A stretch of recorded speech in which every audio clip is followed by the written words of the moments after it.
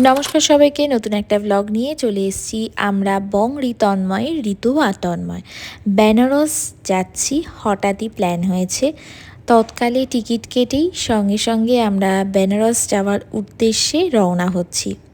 রাতে আমাদের কলকাতা স্টেশন থেকে ট্রেন ছিল, মা পাপা আমাদেরকে ড্রপ করতে এসেছিল। আমরা মোটামুটি ওই 9টা নাগাদ বেরিয়ে গেছি। ট্রেন যথা টাইমে ছেড়ে দেওয়ার পর আমরা আমাদের রাতের ডিনারটা কমপ্লিট করে নিয়েছি। মার হাতের চিকেন বিরিয়ানি নিয়ে এসেছিলাম বাড়ি থেকে।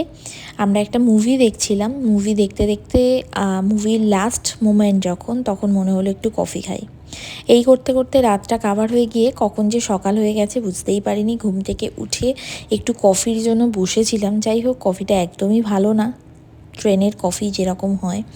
তারপর ব্রেকফাস্ট করে নিয়েছি আমরা, আলুর পরোটা আর তরকারি। ওদিকে তন্ময় নিয়েছে হচ্ছে ইডলি। আমরা মোটামুটি 10টা নাগাদ বেনারস স্টেশনে নেমে গেছি। স্টেশন থেকে এবার বাইরে যাওয়ার উদ্দেশ্যে আমরা লাইন দিয়েছি, কারণ এখানে লিফটে প্রচুর লাইন ছিল। স্টেশন থেকে বেরিয়ে আমরা অটো নিয়েছিলাম। অটো রিজার্ভ করে আমরা আমাদের রিসর্টের উদ্দেশ্যে রওনা হয়েছি। তোমরা বেনারস ঘুরতে আসলে অবশ্যই জেনে রেখো, এখানে ইনড্রাইভ উবের চলাচল হয়। আমরা জানতাম না, তাই আমরা বাইরে থেকেই অটো রিজার্ভ করে নিয়ে রিসর্ট অবধি গেছি। এখানে সারাদিন সারা রাতই মোটামুটি ইনড্রাইভ উবের চলাচল করে। আমরা রিসর্টে পৌঁছেই তোমাদের সাথে রিসর্টের এই ভিডিওটার মধ্যেই শেয়ার করছি। বলতে বলতে আমরা রিসর্টে পৌঁছে গেছি। রিসর্টটা অসাধারণ ছিল, তার সাথে রিসর্টের সাথেই ছিল ব্যাঙ্কোয়েট। এই রিসর্টটা ডিটেলিংস যদি তোমাদের প্রয়োজন হয় আমাকে অবশ্যই কমেন্ট সেকশানে জানিও, আমি জানিয়ে দেবো। আমরা রিসর্টটা মেক মাই ট্রিপ থেকে বুকিং করেছিলাম অনলাইনে। তোমরাও চাইলে অনলাইনে মেক মাই ট্রিপ থেকে বুকিং করতে পারো। রুমটা যথেষ্ট কোজি আছে, তার সাথে স্পেসও প্রচুর আছে। তোমাদের সাথে সবটাই ডিটেলিংয়ে আমি রুমের ভিডিও শেয়ার করলাম। ডিটেলিং ভিডিও দরকার হলে আমাকে অবশ্যই কমেন্ট করো। আমরা রিসর্টের থেকেই দুপুরের লাঞ্চটা করে নিয়েছিলাম, সেটার শর্ট ভিডিও তোমাদের সাথে শেয়ার করেছি। লাঞ্চে আমরা ভেজ থালি আর একটা মাটন কষা হাফ প্লেট নিয়েছিলাম। ওদের খাবার কোয়ালিটি কোয়ান্টিটি সবটাই খুব সুন্দর, টেস্টও অসাধারণ ছিল, মাটনটাও দারুণ ছিল। আমরা খাওয়া দাওয়া কমপ্লিট করে নিয়ে কিছুটা সময় রেস্ট নিয়ে ঘুম থেকে উঠে আমরা সন্ধ্যাবেলায় দুজনে রেডি হয়ে নিয়েছি কাশী বিশ্বনাথ মন্দিরে দর্শন করার জন্য। আমরা আজকে কাশী বিশ্বনাথ মন্দির দর্শন করতে যাব, কিন্তু পুজো দিতে যাব আমরা আগামীকাল সকালবেলায়। যেহেতু খাওয়া দাওয়া হয়ে গেছে, এতটা সময় না খেয়ে থাকতে পারতাম না, সেটার জন্য আমরা আজকে শুধু দর্শন করব। কাশী বিশ্বনাথ টেম্পল আমাদের রিসর্ট থেকে প্রায় 4 থেকে 5 কিলোমিটার ছিল। আমরা মন্দিরে যাওয়ার জন্য ইনড্রাইভ থেকে অনলাইন অটো বুক করে নিয়েছিলাম। কাশী বিশ্বনাথ মন্দির যাওয়ার আগে আমার মা আমাকে বানেশ্বর শিব মন্দির দর্শন করার কথা বলেছিল। আমরা তাই বানেশ্বর শিব মন্দিরে বাবার দর্শনের জন্য গেছিলাম। অনবদ্য রূপ বাবার।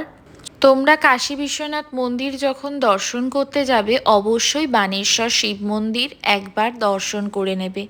একদমই রাস্তার উপরেই ছোট্ট করে মন্দিরটা বানেশ্বর শিব মন্দির। ওখান থেকে আমরা চলে গেছিলাম কাশী বিশ্বনাথ মন্দিরে। মন্দিরের 4 নম্বর গেট দিয়ে আমরা প্রবেশ করেছিলাম। মন্দিরে ঢোকার সময়ই তোমরা অনেক ডালার দোকান পেয়ে যাবে। সেই ডালার দোকানেই জুতো, মোবাইল, ব্যাগ সব কিছু, ওখানে লকার সিস্টেম আছে, সেখানে তোমরা রেখে দিতে পারবে।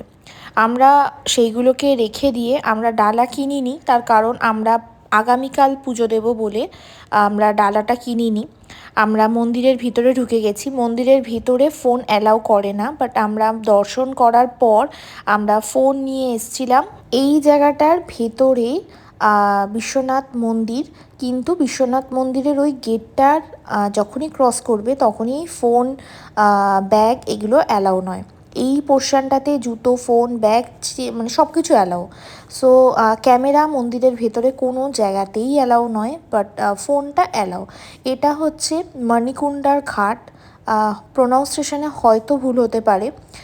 ঘাটের পাশেই হচ্ছে শ্মশান আছে, এটা একদম গঙ্গার পাশেই শ্মশানটা। আর এটা হচ্ছে মণিকুণ্ডার ঘাট। কি সুন্দর করে লাইট দিয়ে সাজানো। কিন্তু এই ঘাটে কিন্তু গঙ্গা আরতি হয় না, গঙ্গা আরতি হয় হচ্ছে আশি ঘাটে। আমরা কালকে সন্ধ্যাবেলায় আশি ঘাটে গঙ্গা আরতি দেখতে যাব, সেটাও তোমাদের সাথে শেয়ার করব। মন্দিরে ঢুকেই এখানে একটা শিবের মন্দির দেখলাম, দেখো সিঁড়ি দিয়ে পুরোটা নেমে নিচে শিবলিঙ্গটা দেখা যাচ্ছে। মন্দিরের থেকে আমরা বেরিয়ে পড়েছি এবার রিসর্টের উদ্দেশ্যে রওনা দেওয়ার জন্য। রাস্তা দিয়ে যেতেই মানে বিশ্বনাথ টেম্পেলের রাস্তা দিয়ে যেতেই এই রকম অনেক মেটেলের মূর্তি পাওয়া যায়। এবার বিশ্বনাথ টেম্পল থেকে একটু রাস্তার দিকে বেরিয়ে এসে আমরা ইনড্রাইভে অটো বুক করে নিয়েছি। আমরা অটো করে এবার রিসর্টের উদ্দেশ্যে রওনা দেব। রিসর্টে গিয়ে আমরা রিসর্টেই আজকে রাতের ডিনারটা সারবো, সেটাও তোমাদের সাথে শেয়ার করছি। এখানে এই টাইমে অসম্ভব ঠান্ডা, জানুয়ারি মাসের এই টাইমটাতে খুবই ঠান্ডা আছে এখানে। রাতের ডিনার সেরে আজকের মতন ব্লগটা এই পর্যন্তই। টাটা।